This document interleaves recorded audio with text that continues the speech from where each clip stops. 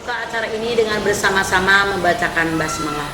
Bismillahirrahmanirrahim. Dan untuk selanjutnya yaitu menyanyikan lagu Indonesia Raya dan Mars PKK. Hadirin dimohon berdiri. Indonesia kebangsaanku, bangsa dan tanah airku, marilah kita bersatu, Indonesia bersatu. Hidup jaya PKK, marilah hai semua rakyat Indonesia membangun segera, membangun keluarga yang sejahtera dengan PKK. Hayatilah dan amalkan Pancasila untuk negara. Hidup gotong royong maupun pangan dan sandang, rumah sehat sentosa. Kami dari PKK Kelurahan Sukarindi, kami Pokja 1 akan simulasi paredi. Mari sini warga Sukarindi, marilah bergabung di simulasi paredi. Mari sini warga Sukarindi, marilah bergabung di simulasi paredi. Pokja 1 Kelurahan Sukarindi siap bersimulasi paredi. Yes, yes, yes. Silakan kembali. Tadi belum berkenalan ya. Saya Fatou Wida sebagai fasilitator dan ini narasumber Ibu Atin Nuriyatin SPD dari Himpodi Kota Tasikmalaya. Dari samping saya sebagai notulen yaitu Ibu Ali Rohlia. Adapun pemain ke-1 yaitu Ibu Iis Toharia. Dan pemain kedua Ibu Mimin Siti Aminah. Adapun pemain ketiga yaitu Ibu Lia Waslia. Dan pemain keempat Ibu Kumalasari. Tepuk tangan semuanya. Di sini kita akan simulasi paredi. Paredi itu adalah pola asuh anak dan remaja di era digital. Marilah kita main ya. Mulai main. Siap. Oke. Siap. Pemain ke-1 Ibu Iis Karya. Ayo, kocok. Silakan pilih mau yang mana. Ayo. Ayo pilih. Aduh. Ya. Ayo dicatat ya. Materi nomor 1. Bagaimana pola asuh untuk menjaga anak dalam kandungan yang harus dilakukan orang tua. Jadi jawaban saya, seorang ibu yang sedang hamil harus mematuhi aturan atau larangan yang akan mempengaruhi janin. Misalnya, ibu juga harus mengajak, mengobrol kepada janin untuk selalu berkata-kata baik, mengajak baik. Mungkin itu Bu untuk jawaban. Oh ya, terima kasih. Pemain ke-1. Silakan Ibu, kalau ada yang mau menambahkan dari pemain. Mungkin dari saya ya untuk menambahkan jawaban pemain nomor 1, dianjurkan pula untuk ibu hamil harus mengkonsumsi gizi yang seimbang, asupan gizi biar si anak janin tersebut tidak akan mengalami stunting dan IQ-nya bagus. Ya, silakan Bu.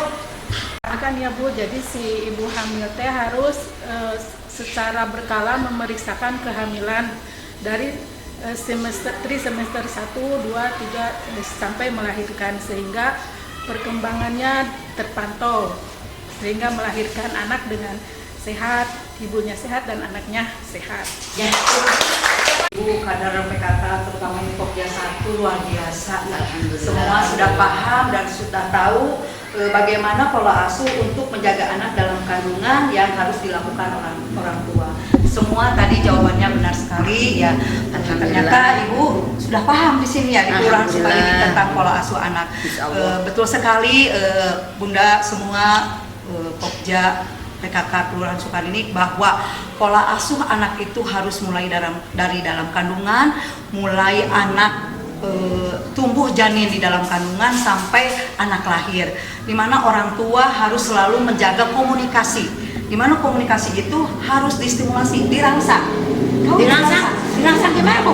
Dirangsang, anak itu dirangsang ya Bu ya, dengan dielus-elus ya, terus diajak ngobrol ya, anak itu diajak Sama ngobrol. siapa dielus-elus? Sama ibunya atau sama bapaknya juga boleh, karena pengaruh pengasuhan antara ayah dan ibu itu sangat berpengaruh terhadap janin. Jadi ajaklah komunikasi dengan kata-kata yang baik, bawalah anak dengan bacaan sholawat, doa-doa, kita memohon kepada Allah supaya anak kita diberikan dalam kandungan itu menjadi janin yang sehat ya, sampai lahir gitu Bu ya. Jadi terima kasih, alhamdulillah ibu-ibu sudah paham semua ya tentang pengasuhan anak mulai dari dalam kandungan, dan sampai nanti Bu lahir itu jangan sampai kita itu ke anak itu mengajarkan yang tidak baik gitu ya. Jadi dari dalam kandungan itu harus diajarkan yang baik-baik ya Bu. Komunikasi Bu, komunikasi yang baik, kata-kata yang baik.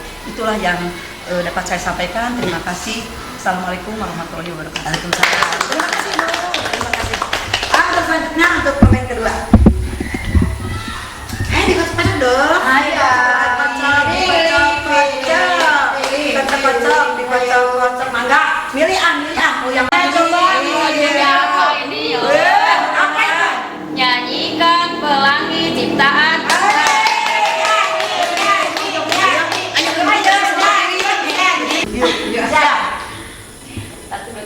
Ya, 1, 2, 3. Pelangi, pelangi, alangkah indahnya. Kuning hijau di langit biru. Pelukismu agung, siapa gerangan. Pelangi, pelangi, ciptaan Tuhan. Pintar ibu yang nyanyi.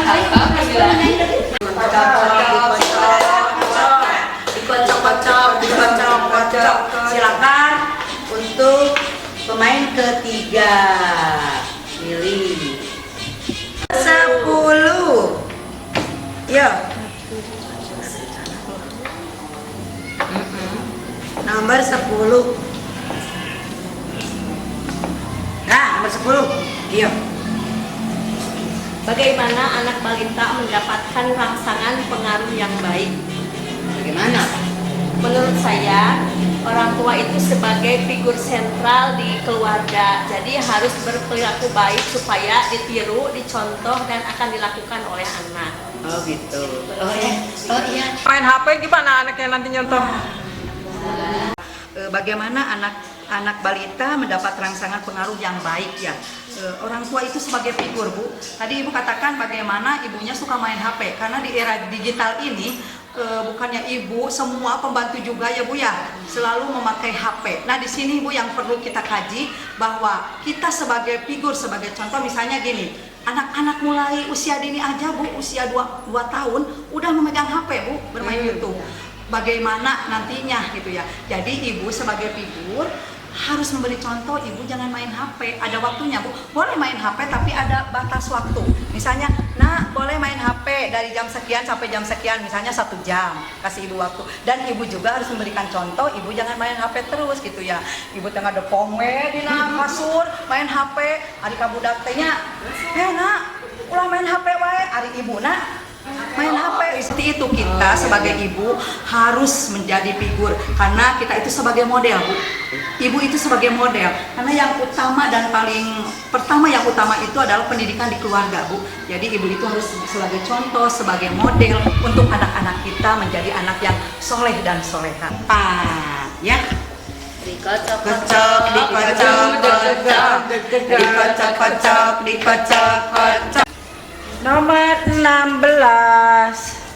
Materi yang ke-16 yaitu bagaimana pola asuh dalam keluarga dengan pendekatan perilaku tidak menang, tidak kalah, dan apa akibatnya?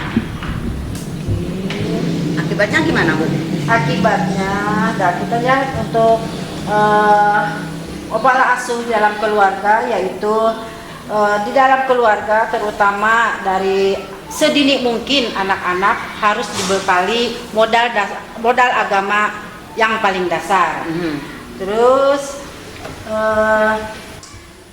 secara pranetal diajarkan etika, norma-norma sopan santun kepada anak biar biar anak-anak bisa mencintai, menghormati orang tuanya, teman-teman, dan yang lainnya. Mungkin hanya itu yang saya bisa sampaikan. Barangkali ada yang bisa menambahkan dari peserta lain ataupun dari penonton. Ya, silakan. Pertanyaan yang pemain keempat ya. Bagaimana pola asuh dalam keluarga dengan pendekatan perilaku tidak menang atau tidak kalah, dan apa akibatnya? Di sini kita akan berbagi sharing bagaimana pola asuh terhadap anak yang pertama. Untuk ibu itu jangan sekali-kali mengatakan jangan, ya. Jangan ini, jangan itu, jangan anak, justru anak tertantang. Apa yang dikatakan jangan oleh orang tua itu, sehingga anak menimbulkan keingintahuannya, gitu ya. Jadi carilah kata-kata yang halus yang dapat meningkatkan kualitas daripada anak tersebut. Itu yang kedua. Misalnya ini, Bu, kita itu sebagai orang tua jangan membanding-bandingkan itu ya. Nggak boleh membanding-bandingkan kepada anak. Misalnya anak kita mah begini, lihat tuh anaknya tetangga itu tidak boleh ya, Bu? itu tidak boleh ya, kita membanding-bandingkan kepada anak. Juga etika tadi yang moral yang pertama itu memang betul sekali, Bu fasilitator, bahwa di zaman era digital ini anak masih banyak tidak seperti kita dulu. Kita bertemu guru kan hormat ya, Bu ya, hormat gitu ya. Ayo. Untuk pesan kali ini, anak selama dalam pengasuhan orang tua, wali atau pihak lain manapun yang bertanggung jawab atas pengasuhan berhak mendapat perlindungan dari perilakuan. 1. Diskriminasi. 2. Eksploitasi ekonomi maupun seksual. 3. Penelantaran. 4. Kekejaman, kekerasan, dan penganiayaan. 5. Ketidakadilan. 6. Perilaku salah lainnya. Gimana, Bu? Mangga Ibu, silakan ada Bu. Pesan-pesan dari pesan tadi memang simulasi pada semoga bermanfaat untuk kita semua. Baiklah, kita tutup acara ini dengan bersama-sama membacakan hamdalah.